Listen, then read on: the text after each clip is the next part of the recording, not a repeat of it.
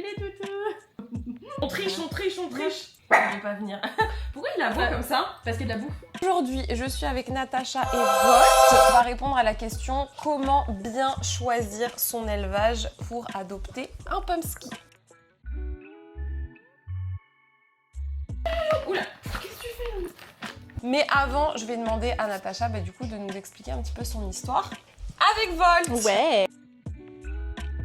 Bah alors Volt, on a eu tout ce qu'il fallait pas faire pour un chien, c'est-à-dire qu'il m'a été offert à Noël par mon mari. Ouais. Je savais Donc même du pas. coup, bah si, et du coup, j'ai pas choisi le Pomsky, mais le Pomsky est venu à moi. Ok, d'accord. Et en fait, il a fait toutes les erreurs classiques qu'on fait quand on adopte un Pomsky. Il a pas été voir le chien, il a choisi l'élevage sur internet, la totale.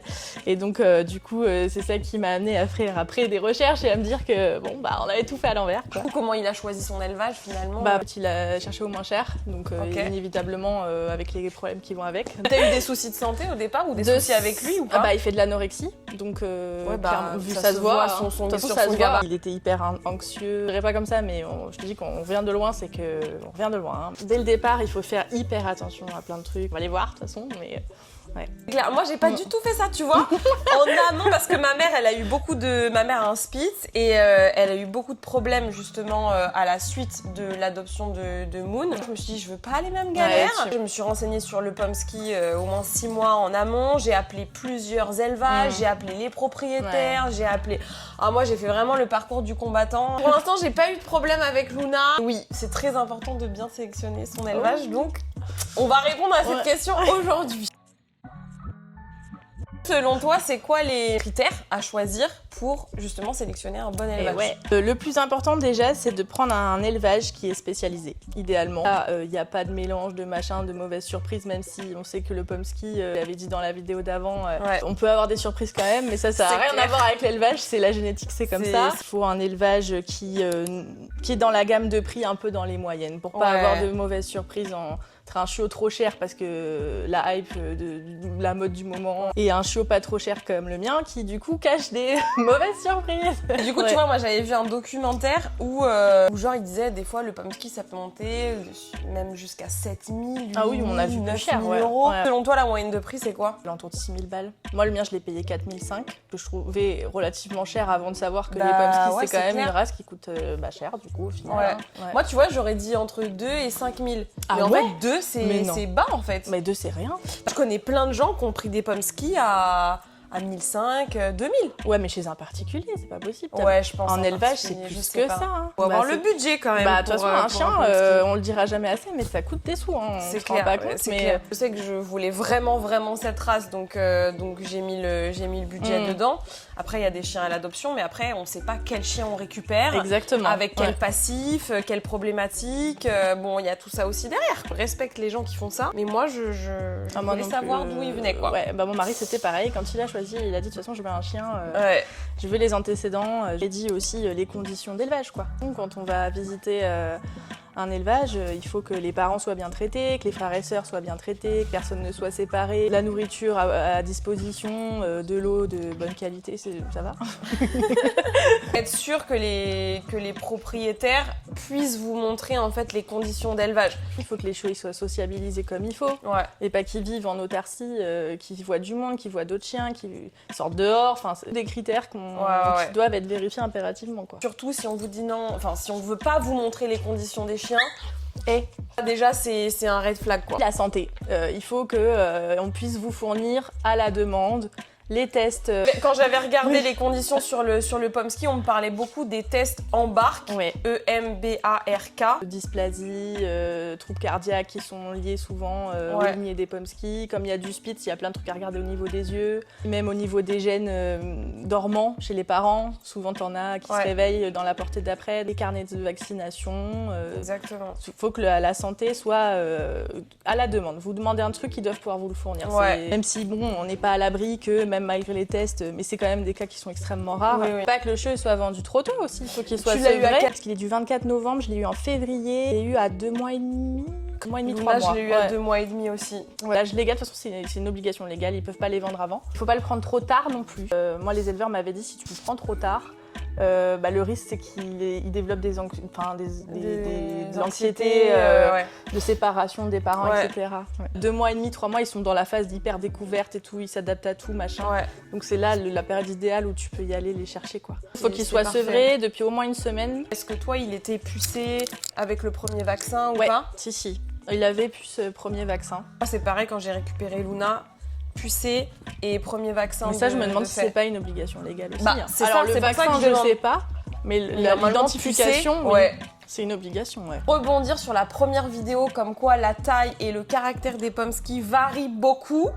Ici, on a un petit monsieur qui devait faire 15 kilos. Et il fait 5 kilos tout mouillé, hein. Il fait 5 kilos. Les 2 parents là faisaient 15 kilos et lui fait 5 kilos. Donc soyez flexibles sur la taille. Oui.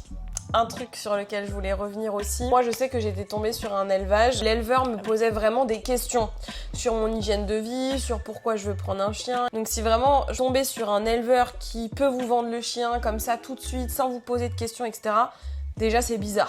Ça aurait dû être un red flag pour nous. Elle nous a envoyé les photos, elle a ni savoir d'où on venait, ni où est-ce qu'on habite, est-ce qu'on avait des enfants, est-ce qu'on avait déjà des chiens, des chats, des poules, rien à foutre. Il me reste ça en chiot, vous voulez lequel?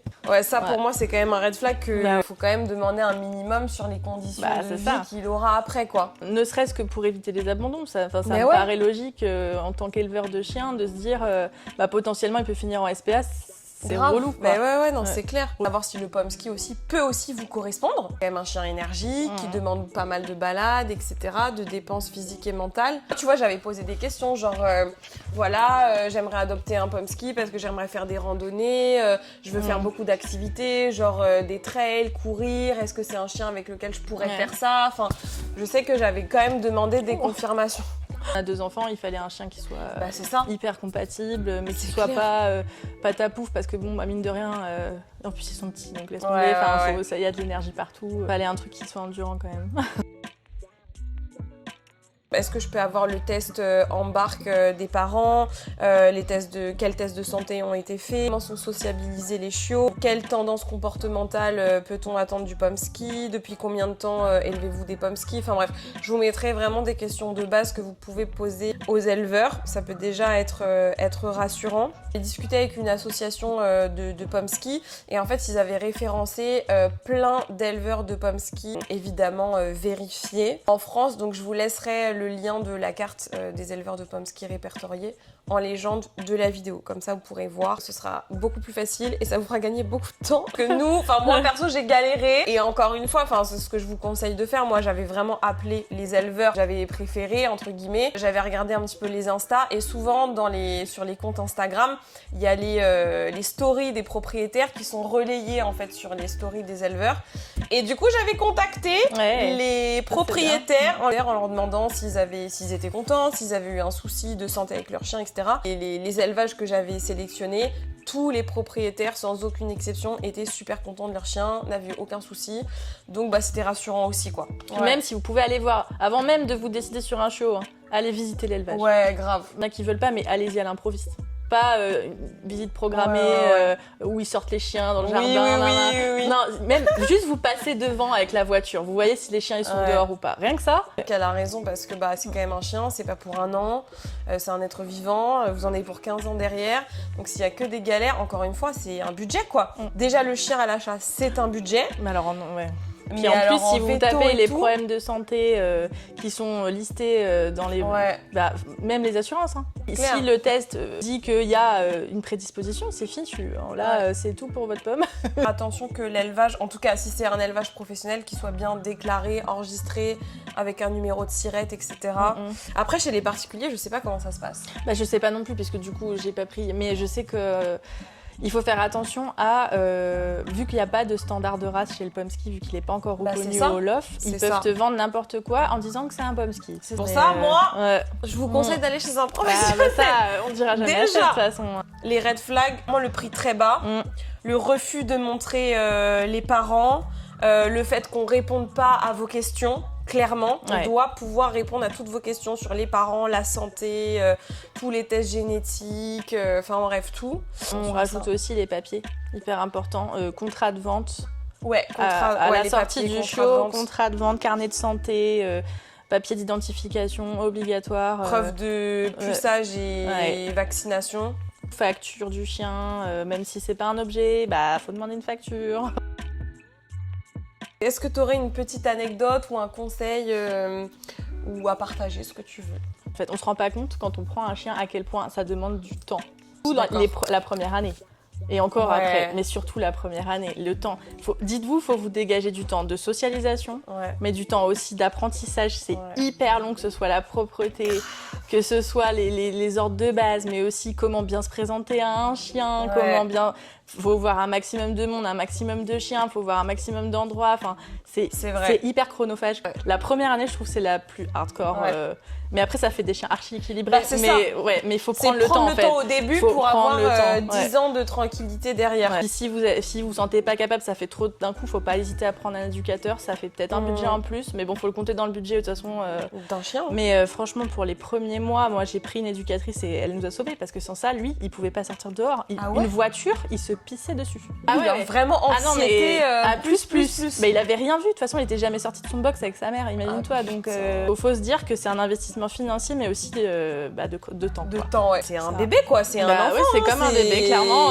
Faut lui apprendre la vie, concrètement, c'est ça. Sinon, c'est très bien les pomskis. On va les dégoûter, genre faites gaffe à ça.